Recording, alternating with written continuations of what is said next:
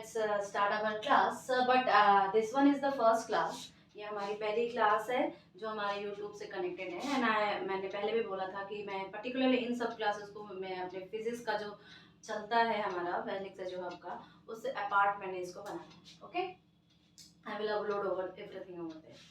Now see, मैंने ये कहा था कि हम लोग यहाँ पे वो सारे common exams even the civil services different states का हो या अवन इंडिया का हो यूपीएससी का हो. सो इसमें क्या है कि जितने भी साइंस से रिलेटेड जितने भी आपके होंगे प्रॉब्लम्स और टॉपिक्स हम लोग सब इसमें डिस्कस करेंगे. ओके, सो और मैं पहले भी बोल चुकी हूँ I will try to make the video so much short कि ये आप किसी भी वक्त देख सकते हो. Means if you are doing some of your entertainment kind of things then by listening also आपके दिमाग में ये सारी चीज़ें चलती जाएंगी. Okay, so let's start. First of all, since I'm from Rajasthan, so I will discuss this first about the RS exams, right? तो जब हम RS एग्जाम का डिस्कस करते हैं तो वहाँ पर प्री और मेंस होता है. ठीक है, तो प्री में एक टॉपिक आता है हमारा क्या कि साइंस एंड टेक्नोलॉजी करके. ठीक है, इसी का थोड़ा सा इलेबरेशन हो जाता है मेंस में जब हम लोग डीपली सारी चीज़ों को और भी ज़्यादा मतलब राइटिंग जो हैबिट है हमारी मेंस की उसमें हम लोग थोड़े से और कंटेंट को इन्वॉल्व करते हैं. But most of the time ये जो हमारा प्री के हिसाब से हमने ये लिखा है. अब मैं ये आप के पास पीडीएफ वगैरह सारी चीज़ें हो सकती हैं, आप वहाँ से देख लोगे. तो मैम आपने क्यों लिखा है?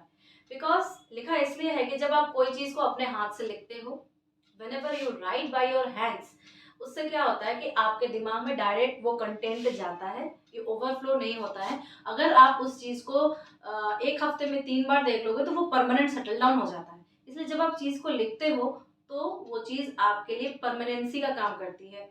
ठीक है, सेकेंड थिंग ये है कि जब तक सिलेबस याद नहीं होगा आप किसी भी एग्जाम को फाइट नहीं कर सकते. अगर बंदे को सिलेबस ही नहीं पता तो वो अंधे कुएं में चला जा रहा है. राइट, क्या है क्योंकि पढ़ने का तो कोई लिमिट नहीं होता.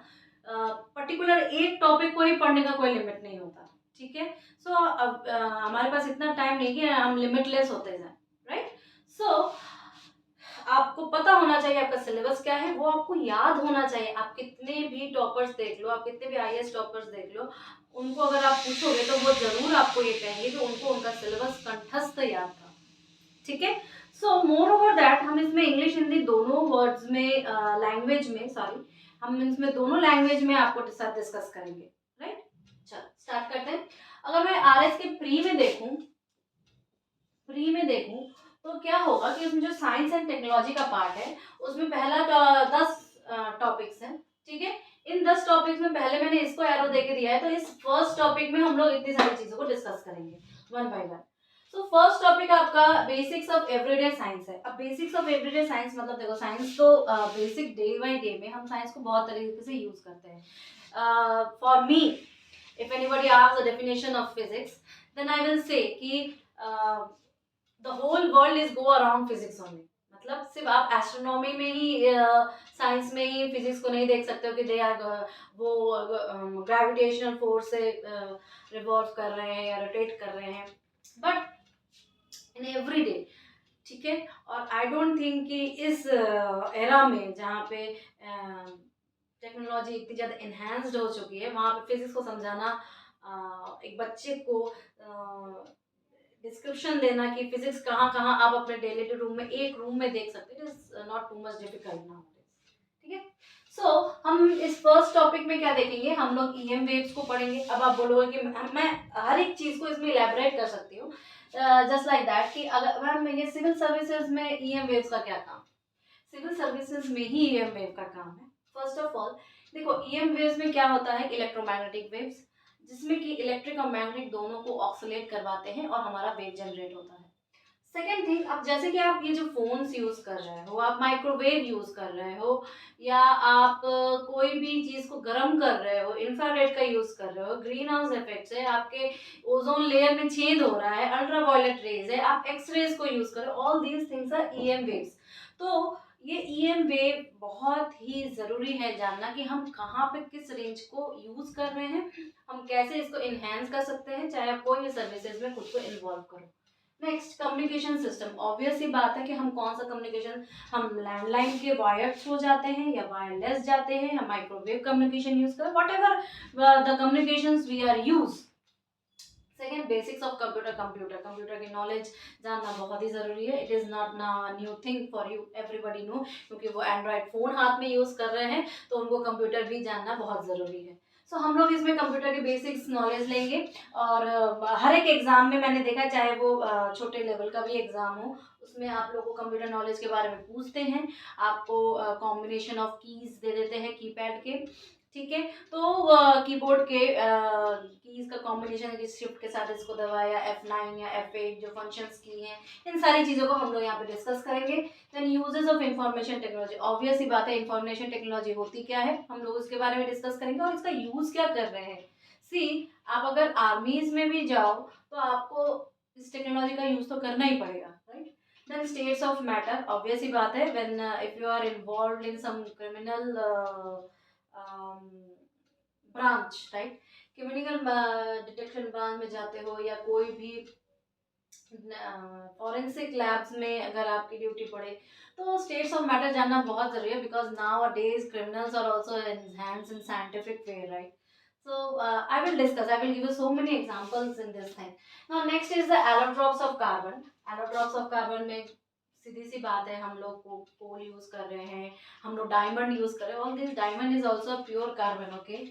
सो pH scale and it is important, obviously pH scale बहुत जरूरी है कि कोई चीज़ एसिड है, बेस है, न्यूट्रल है, क्या है, क्योंकि देखो कभी कभी केमिकल्स ऐसे यूज कर सकते हैं डे टू डे लाइफ में बोलो या आप जॉब के ड्यूरेशन में बोलो, ठीक है।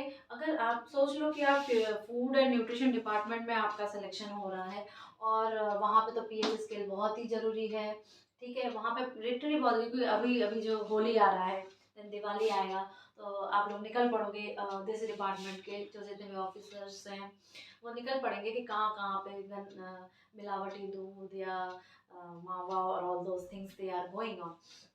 सो this is very important. Corrosion and its prevention, corrosion क्या होता है, कैसे इसको प्रिवेंट किया जाए। कोरोजन सिर्फ और सिर्फ जहाज में जंग थोड़ा ना लग रहा है, ऐसा नहीं होता कोरोजन, या आपके घर के जो दरवाजे हैं उसमें पानी गिरते गिरते गिरते गिरते वो खराब हो रहा है, it is not like that. Corrosion हर जगह पर है, ठीक है।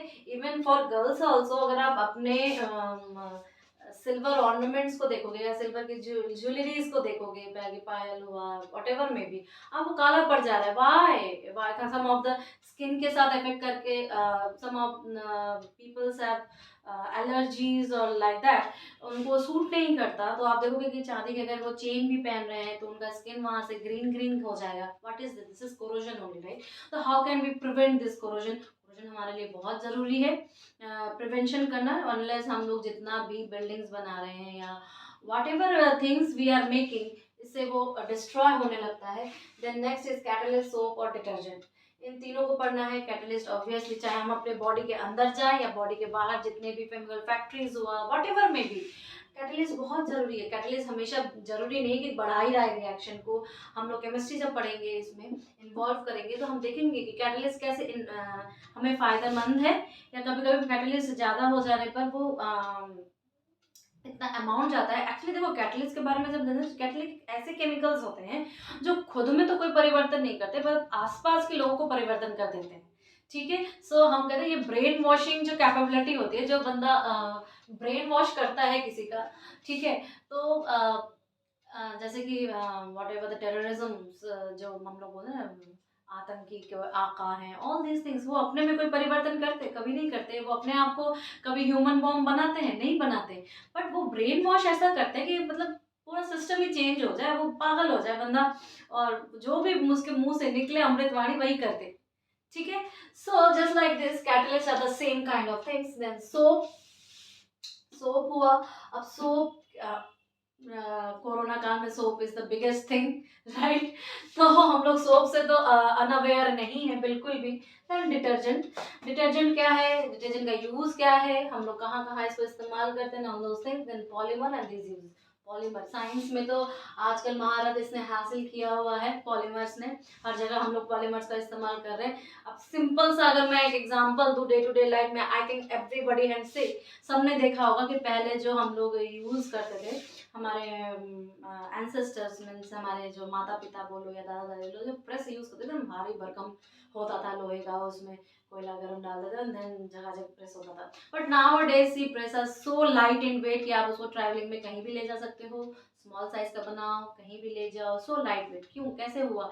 सब पॉलीमर्स की वजह से हुआ है। सो पॉलीमर्स को जानना बहुत ज़रूरी है। तो हम लोग सबसे पहले क्या करेंगे, ये इन टॉपिक्स को डिस्कस करेंगे, ठीक है। फिर नेक्स्ट हम लोग जाएंगे, नेक्स्ट आ जाए कंप्यूटर अब and ICT information technology, obvious सी बात है, इसको डिस्कस करना बहुत ज़रूरी है। Then defence space and satellite, क्या हम अनअवेयर हैं आज के एरा में डिफेंस क्या है, स्पेस क्या है और सैटेलाइट क्या है? नाउ-अ-डेज पहले तो हम लोग नासा का नाम सिर्फ सुनते थे, but nowadays ISRO is the biggest crush nowadays. Okay, तो हम लोग स्पेस की बात करेंगे, हम लोग सैटेलाइट की बात करेंगे, हम लोग डिफेंस की बात। अब डिफेंस में आप सिर्फ और सिर्फ आर्मी को मत कंक्लूड करो, आप एयर को मत कंक्लूड करो ओनली, या आप सिर्फ और सिर्फ कितने ह्यूमन आर्म्स हैं, कितने गन्स बने हैं, या कितने हम लोग के पास एयरक्राफ्ट्स हैं, लड़ाकू विमान हैं, जेट्स हैं, नॉट लाइक दिस। हम लोग इसमें न्यूक्लियर को भी, न्यूक्लियर डिफेंस सिस्टम जो हमारे पास है, ये उसको भी हम लोग इसमें इन्वॉल्व करेंगे। Then nano technology, biotechnology and genetic engineering. See this is the nowadays nano technology एक बहुत बहुत बहुत वास्ट होता जा रहा है, और इसका डेवलपमेंट हमारे इंडिया में भले ही बहुत कम है, बट हम इसको डिनाई नहीं कर सकते हैं कि इसका जो फ्यूचर है बहुत ब्राइट है। Nowadays I can say you there is a university in बड़ोदरा, राइट, वो पर्टिकुलरली एमएससी टेक करवाता है नैनो टेक्नोलॉजी में। And when I was in my BHU MSc during that time, also one of the students come over there, वहाँ आया था और उसने उसके लिए उसने अपनी इंटर्नशिप की थी नैनो टेक्नोलॉजी में हमारे सर के under.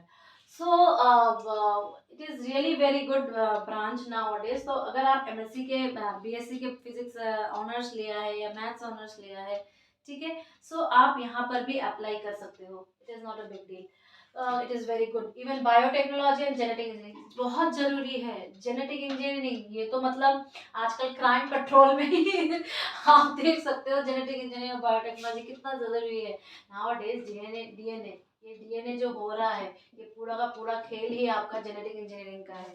So I think those who are students having their graduation in biology, they are very well awared about this biotechnology and genetic engineering. Then food, nutrition, blood group, Rh factor बहुत ज़रूरी है। Food क्या बताना ज़रूरी है, nutrition it is very very important, बहुत ज़रूरी है। कितने सारे राजस्थान गवर्नमेंट में प्रोग्राम्स चलाया है इस न्यूट्रिशन के चक्कर में, not only Rajasthan government in all over India. Blood groups it is very important, RH factor भी हम लोग जानते हैं। तो हम लोग इसको पूरा का पूरा बायो में डिस्कस करेंगे। एक्चुअली जब बायो हम लोग पर्टिकुलरली एवरीडे साइंस को डिस्कस करेंगे, तो हम लोग जो बेसिक एक्टिविटीज हमारे बॉडी में होती है, जैसे आपका रेस्पिरेटरी सिस्टम हो गया, डाइजेस्टिव सिस्टम हो गया, ठीक है, एंडोक्राइन सिस्टम हो गया, देन आपका रिप्रोडक्शन सिस्टम हो गया, ठीक है, रिप्रोडक्शन सिस्टम हो गया, देन आपका नर्वस सिस्टम हो गया, ठीक है, नर्वस सिस्टम हो गया। ये सारी चीजें जो कॉमन सी हैं, ये हम लोग सारे सिस्टम्स को डिस्कस करेंगे बाकायदा, ठीक है। सो इसका जब हो जाएगा तो ये आपके इसमें बहुत हेल्प करेगा, ठीक है। फिर न्यूट्रिशन में हम लोग देखेंगे बैलेंस डाइट क्या है, अनबैलेंस डाइट क्या है। ये जो टीवी पे ऐड देता है ना कि राइस ब्रांड के तेल खाओ, ये खाओ, वो खाओ, कौन सा पराठा अच्छा है, कि घी अच्छा है कि नहीं अच्छा है, रिफाइंड ऑयल अच्छा है कि सरसों का तेल अच्छा है, ऑल दीज थिंग्स हम लोग कनेक्ट करेंगे और फिर इसको डिस्कस करेंगे, राइट। कनेक्ट करेंगे फिर इसको डिस्कस करेंगे, फिर हम लोग हेल्थ केयर लेंगे। अब हेल्थ केयर में क्या है, हेल्थ केयर में हम लोग वो सारे हैबिट्स को पढ़ेंगे that are favourable for our health. Even अब हम लोग देखेंगे कि इन्फेक्शन डिजीज क्या होते हैं, नॉन इन्फेक्शन डिजीज क्या होते हैं, या जूनोटिक डिजीजेस क्या होते हैं। इन्फेक्शन मतलब क्या है कि छींको मत, रुमाल रखो एंड ऑल दिस थिंग्स। कुछ डिसीज ऐसे होते हैं कि नॉर्मल भाई छींक भी दो फिर भी वो मेरे भीतर ही डिसीज है, तुम कुछ छींकने छाकने से कर नहीं सकते उसको। देन हम लोग जूनोटिक जो हमारे माइक्रो ऑर्गेनिजम्स हैं, जैसे आपने सुना होगा paramecium, amoeba, different type of viruses, फिर प्लाज्मोडियम जो मच्छर वाले हैं, tuberculosis and all those things हम लोग इसमें डिस्कस करेंगे। Biodiversity, conservation and sustainable. See ये दो टॉपिक जो इन्वायरमेंटल और इकोलॉजी है, ये जो दो टॉपिक है ये हम लोग थोड़ा सा ज्योग्राफी में पढ़ते हैं, थोड़ा सा हम लोग अलग से पढ़ेंगे। So we will discuss everything in this agriculture, horticulture, forestry and animals. ये भी ऐसा टॉपिक है कि जो कि हम लोग राजस्थान के कंसर्न में राजस्थान ज्योग्राफी को जब डिस्कस करते हैं तब भी पढ़ते हैं, या इंडियन ज्योग्राफी को डिस्कस करते हैं तब भी पढ़ते हैं, और अलग से भी पढ़ेंगे, राइट। देन हमारा है कि राजस्थान स्टेट में साइंस एंड टेक्नोलॉजी को क्या कर सकते हैं। अब जो अपने स्टेट का सिविल सर्विसेज एग्जाम दे रहा है वो राजस्थान को हटा के अपना स्टेट का नाम कर दो, तो उसको क्या करें, जितनी भी नीतियां बन रही हैं, जितने भी काम हुए हैं, जितने भी लोगों को सुविधाएं पहुंचाई जा रही है, या साइंस एंड टेक्नोलॉजी क्या नया किया है, all those things we will study in this topic.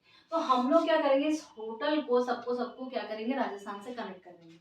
I am not doing this Rajasthan only, I will say that everybody will connect this thing. Next देखो क्या है कि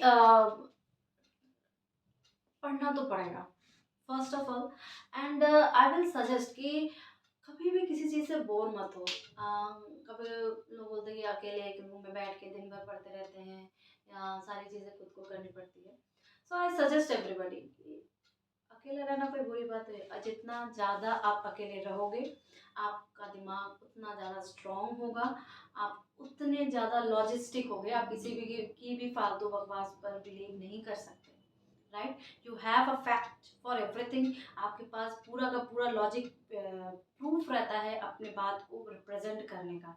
सो और जब आपके पास बुक्स या आपकी स्टडी आपके फ्रेंड्स लिस्ट में आ जाते हैं, and it is the best friend list में आ जाते हैं, then believe me you never need anybody else.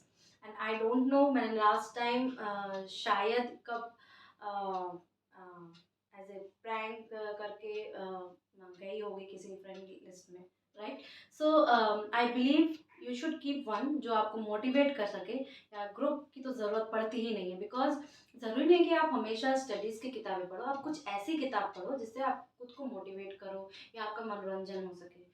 Books, because books जो होती हैं एक बहुत एक्सपीरियंस बंदे ने उस बुक को लिखा है, तो सोचो वो एक्सपीरियंस बंदा एटलीस्ट 30+ तो होगा, या 30+ नहीं होगा तो 18+ तो होगा, right. Because he has seen the world, he has experience a lot. But अगर आपको उस बुक में इंटरेस्ट आएगा तो आप 3 दिन में मैक्सिमम या 4 दिन में मैक्सिमम उस बुक को कंक्लूड कर सकते हो। तो सोचो आपने कितने सालों को 3-4 दिन में किया था ना, how much lots of experience you have gained. So I will suggest कि अकेले रहना it is not a problem. I think that it is a god gift that you are able to stay alone in a single room and doing your own work.